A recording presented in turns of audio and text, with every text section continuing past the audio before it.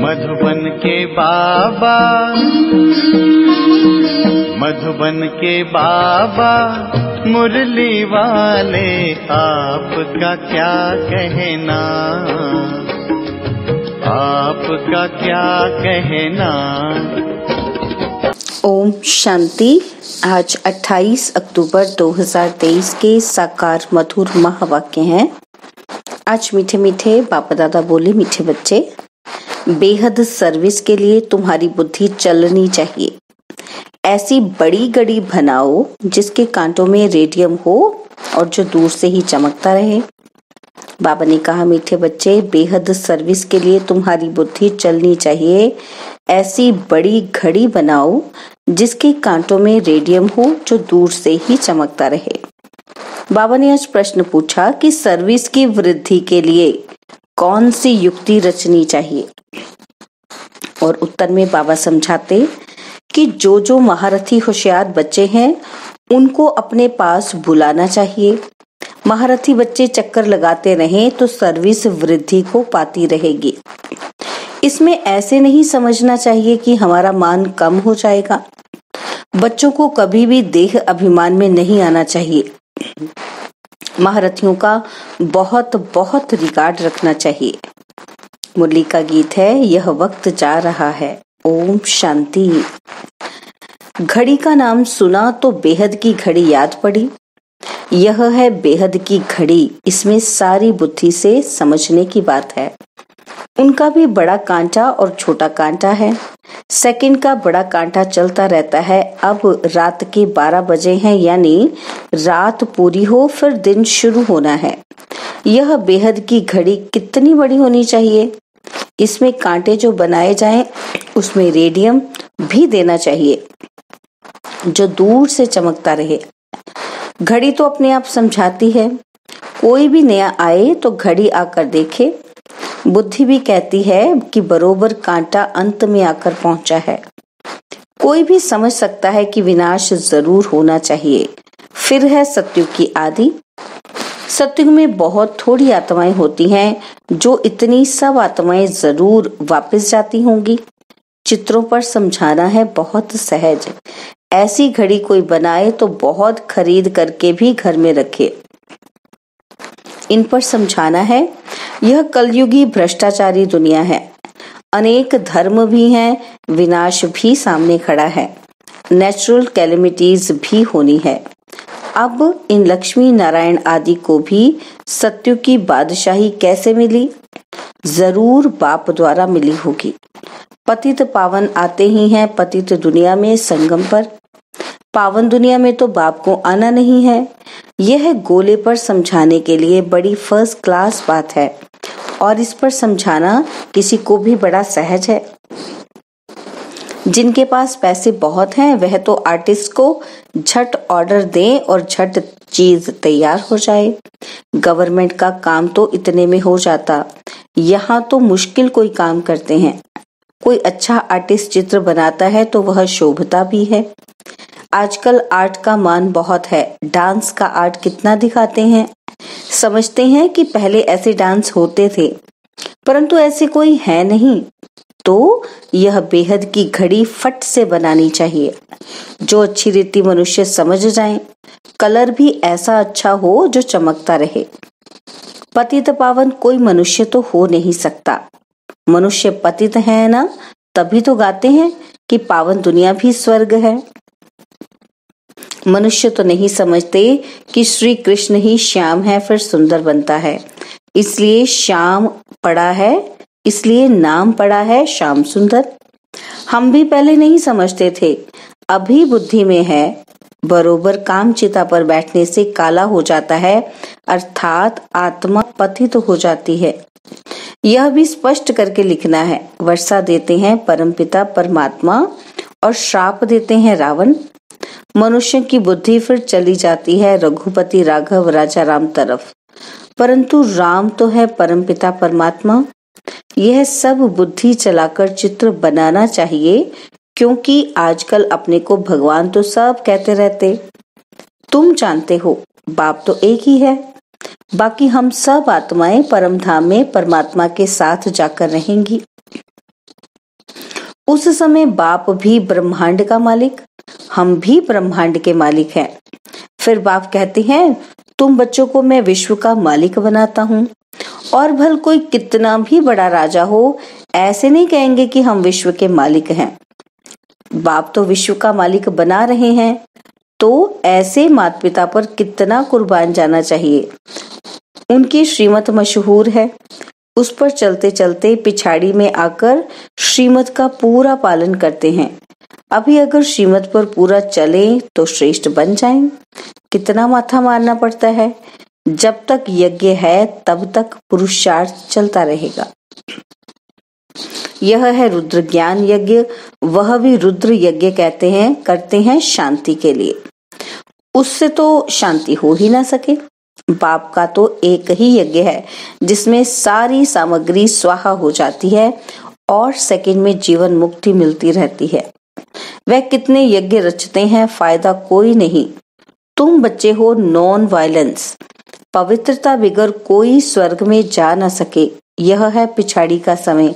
पतित दुनिया, भ्रष्टाचारी रावण की दुनिया, 100% अपवित्रता, अशांति, दुखी, रोगी, ये सब लिखना पड़े। और फिर स्वर्ग में है श्रेष्ठाचारी, 100% पवित्रता, सुख, शांति, निरोगी। वह है रावण का श्राप और यह है शिव बाबा का वर्षा। पूरी लिखत होनी चाहिए। भारत फलाने समय से फलाने समय तक श्रेष्ठाचारी था, फिर फलाने समय से भ्रष्टाचारी बना है। लिखित ऐसी हो जो देखने से समझ जाए, समझाने से भी बुद्धि में नशा चढ़ेगा। इस धंधे में ही रहने से फिर प्रैक्टिस हो जाएगी। यह सर्विस 8 घंटा करते हैं तो ये भी 8 घंटा करनी चाहिए। पापा कहते वो सर्विस 8 घंटा करते हैं तो ये ईश्वरीय सर्विस भी 8 घंटा करनी चाहिए। सेंटर पर बच्चियां जो हैं उनमें भी नंबरवार हैं। कोई को तो सर्विस का बहुत शौक है, जहां तहां भागते रहते हैं, और कोई तो एक ही जगह पर आराम से बैठ जाते हैं। उनको ऑलराउंडर नहीं कहेंगे। महारथियों को तो कुछ समझते नहीं हैं तो सर्विस भी ढीली पड़ जाती है। बहुतों को अपना अहंकार बहुत रहता है कि हमारा मान हो, दूसरा कोई आएगा तो हमारा मान कम हो जाएगा। यह नहीं समझते कि महारथी तो मदद करेंगे। अपना अहंकार रहता है, ऐसे भी बुद्धू हैं। बाप कहते हैं सच्ची दिल पर साहिब राजी होता है। बाबा के पास समाचार तो आते रहते हैं ना। बाबा हर एक की रग को समझते हैं। यह बाबा भी अनुभवी है, तो यह गोले की समझानी बहुत अच्छी है। यह समझानी तुम्हारी निकलेगी तो तुम्हारी सर्विस बहुत अच्छी विहंग मार्ग की हो जाएगी। अभी तो चींटी मार्ग की सर्विस है। अपने ही देह अभिमान में रहते हैं, इसलिए बुद्धि चलती नहीं। अभी यह है विहंग मार्ग की सर्विस। सर्विसेबल बच्चों का माथा चलता रहेगा कि क्या क्या बनाना चाहिए। चित्रों पर समझाना बहुत सहज है। अभी कलयुग है, सतयुग स्थापन होता है। बाप ही सबको वापस ले जाएंगे। वहां है सुख और यहाँ है दुख। सब पतित हैं। पतित मनुष्य कोई को भी मुक्ति, जीवन मुक्ति दे नहीं सकते हैं। यह सब है भक्ति मार्ग की कारोबार सिखलाने वाले। गुरु सब हैं भक्ति मार्ग के, और ज्ञान मार्ग का गुरु कोई है ही नहीं। यहाँ तो कितनी मेहनत करनी पड़ती। भारत को स्वर्ग बनाने में जादूगरी का खेल है ना, इसलिए उनको जादूगर भी कहते हैं। श्री कृष्ण को कभी जादूगर नहीं कहेंगे। श्री कृष्ण को भी शाम से सुंदर बनाने वाला है। समझाने का बड़ा नशा चाहिए। बाहर में जाना चाहिए। गरीब ही अच्छा उठाते हैं। साहूकारों में उम्मीद कम रहती है। 100 गरीब तो 1-2 साहूकार और 5-7 साधारण निकलेंगे। ऐसे ही काम चलता है। धन की इतनी दरकार नहीं रहती। गवर्नमेंट ने देखो कितना बारूद बनाया है। दोनों समझते हैं कि विनाश हो जाएगा, हम विनाश को पाएंगे, तब मलूक कौन बनेंगे? मलूक माना शिकारी। तो बाबा कहते कहानी है ना कि 2 बिल्ले लड़े और मक्खन बीच में बंदर को मिल गया। श्री कृष्ण के मुख में मक्खन दिखाते हैं। है यह स्वर्ग रूपी मक्खन। यह बातें मुश्किल ही कोई समझ सकते हैं। यहाँ 20-25 वर्ष रहने वाले भी कुछ नहीं समझते। और पहले पहले भट्टी बनी, उसमें कितने आए कितने चले गए, कोई जम गए हैं। ड्रामा में कल्प पहले भी ऐसे ही हुआ था, अब भी ऐसे हो रहा है। चित्र जितने बड़े होंगे उतना कोई को भी समझाना सहज होगा। लक्ष्मी नारायण का चित्र भी जरूरी है। झाड़ से पता पड़ता है भक्ति कल्ट कब से शुरू होता है। ब्रह्मा की रात 2 युग, फिर ब्रह्मा का दिन 2 युग। मनुष्य तो समझते नहीं, फिर कहेंगे ब्रह्मा तो सूक्ष्म वतन में है, परंतु प्रजापिता तो जरूर यहाँ ही होगा। कितने गुह्य राज हैं जो शास्त्रों में तो हो नहीं सकते। मनुष्य ने सब उल्टे चित्र देखे हैं, उल्टा ज्ञान सुना है। ब्रह्मा को भी बहुत भुजाएं दी हैं। यह जो भी शास्त्र आदि हैं वह सब हैं भक्ति मार्ग की सामग्री। यह कब से शुरू होती है दुनिया नहीं जानती। मनुष्य भक्ति कितनी करते हैं, समझते हैं कि भक्ति बगैर भगवान मिल नहीं सकता। लेकिन जब पूरी दुर्गति हो तब तो भगवान मिलेगा सदगति के लिए। यह हिसाब किताब तुम जानते हो। आधा कल्प से भक्ति शुरू होती है। बाप कहते हैं यह वेद उपनिषद यज्ञ तप आदि सब है भक्ति मार्ग के। ये सब खत्म होने हैं, सबको काला बनना ही है, फिर गोरा बनाने बाप को आना पड़े। बाप कहते हैं मैं कल्प के संगम युगे युगे आता हूँ, ना कि युगे युगे। दिखाते हैं कच्छ अवतार, मत्स्य अवतार, परशुराम अवतार, यह भगवान के अवतार हैं। फिर पत्थर भीतर में भगवान कैसे हो सकता है। मनुष्य कितने बेसमझ हो गए हैं। बाप ने आकर कितना समझदार बनाया है। महिमा भी करनी पड़े कि परमपिता परमात्मा ज्ञान का सागर, पवित्रता का सागर है। श्री कृष्ण की यह महिमा हो नहीं सकती। श्री कृष्ण के भक्त फिर श्री कृष्ण के लिए कह देते हैं कि सर्वव्यापी है। कितना चटक पड़ते हैं। उनसे निकालकर फिर बाप का परिचय देते हैं। सब आत्माएं भाई भाई हैं, सब फादर थोड़े ही हो सकते हैं। फिर याद किसको किया जाता है। गॉड फादर को बच्चे याद करते हैं। समझाने वाला भी बेहद बुद्धि वाला चाहिए। बच्चों की बुद्धि हद में फंस पड़ती है, एक जगह ही बैठ जाते हैं। बिजनेसमैन जो होते हैं वह बड़ी बड़ी ब्रांचेस खोलते हैं। जितना जो सेंटर्स खोले वह मैनेजर अच्छा, फिर सेंटर पर भी मदार है। यह है अविनाशी ज्ञान रत्नों की दुकान। किसकी? ज्ञान सागर की। पॉइंट्स तो बहुत हैं जो धारण कर समझानी है। सभा में चित्र रखे हों जो सब देखें। घड़ी का चित्र माना सृष्टि चक्र का चित्र बहुत अच्छा है। इस चक्र को जानने से चक्रवर्ती बनेंगे। स्वदर्शन चक्रधारी बनना है। घड़ी पर समझाना बहुत सहज है। कितने पुराने बच्चे लायक ही नहीं बनते, अपने को मियाँ मिठू समझ बैठे, फालतू खुश होते। सर्विस नहीं करेंगे तो कौन समझेंगे कि यह दानी है। दान भी अशर्फियों का करना चाहिए कि पाई पैसे का। यह चित्र अंधों के आगे आईना है। आईने में अपना मुख देखेंगे। पहले बंदर की शक्ल थी, अभी मंदिर की शक्ल बन रही है। मंदिर में रहने लायक बनने का पुरुषार्थ करना है।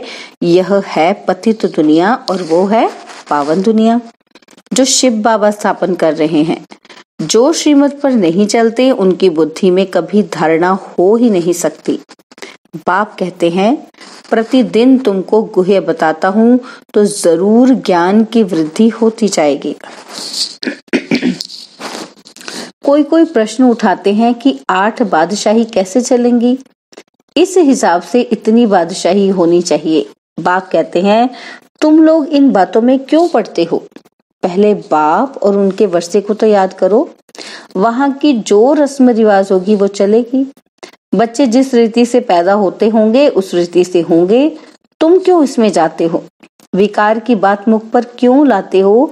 यह चित्र किसी को सौगात में देना तो बहुत अच्छा है। यह गॉड फादरली गिफ्ट है। ऐसी गॉड फादरली गिफ्ट कोई नहीं ले जाएंगे।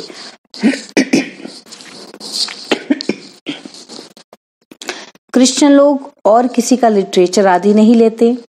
उनको अपने धर्म का नशा रहता है। बाप तो कहते हैं देवता धर्म सबसे ऊंच है। वह समझते हैं कि हमको इन क्रिश्चियन से बहुत पैसे मिलते हैं, परंतु यह तो ज्ञान की बातें हैं। जो ज्ञान उठाते हैं वही बाप से वर्षा पाते हैं। अच्छा, मीठे मीठे सिकिलते बच्चों प्रति माता पिता बाप दादा का याद प्यार और गुड मॉर्निंग। रूहानी बाप की रूहानी बच्चों को नमस्ते। हम रूहानी बच्चों की रूहानी बाप दादाजी को दिलवा जान सिकवा प्रेम से नमस्ते। ओम शांति। प्यारे बाबा, मीठे बाबा, मेरे बाबा, शुक्रिया बाबा, शुक्रिया बाबा, शुक्रिया। धारणा के लिए मुख्य सार है। पहला पॉइंट है, विश्व का मालिक बनाने वाले माता पिता पर दिल से कुर्बान जाना है। उनकी श्रीमत पर अच्छी रीति चल श्रेष्ठ बनना है। और सेकंड पॉइंट है, अपनी दिल सदा सच्ची रखनी है। अहंकार में नहीं आना है। अशर्फियों का दान करना है। ज्ञान दान करने में महारथी बनना है। 8 घंटा ईश्वरीय सर्विस जरूर करनी है। बाबा ने वरदान दिया, सर्व प्राप्तियों की अनुभूति द्वारा माया को विदाई दे बधाई पाने वाले खुश नसीब आत्मा भव। सर्व प्राप्तियों की अनुभूति द्वारा माया को विदाई दे बधाई पाने वाले खुश नसीब आत्मा भव। जिनका साथी सर्वशक्तिमान बाप है, उनको सदा ही सर्व प्राप्तियां हैं। उनके सामने कभी किसी प्रकार की माया आ ही नहीं सकती। जो प्राप्तियों की अनुभूति में रह माया को विदाई देते हैं, उन्हें बाप दादा द्वारा हर कदम में बधाई मिलती है। तो सदा इसी स्मृति में रहो कि स्वयं भगवान हम आत्माओं को बधाई देते हैं। जो सोचा नहीं वह पा लिया। बाप को पाया सब कुछ पाया। ऐसी खुशनसीब आत्मा हो। स्लोगन है, स्वचिंतन और प्रभु चिंतन करो तो व्यर्थ चिंतन स्वतः समाप्त हो जाएगा। स्वचिंतन और प्रभु चिंतन करो तो व्यर्थ चिंतन स्वतः समाप्त हो जाएगा। ओम शांति। और अब यह एक बहुत अच्छी वीडियो भी जरूर देखें।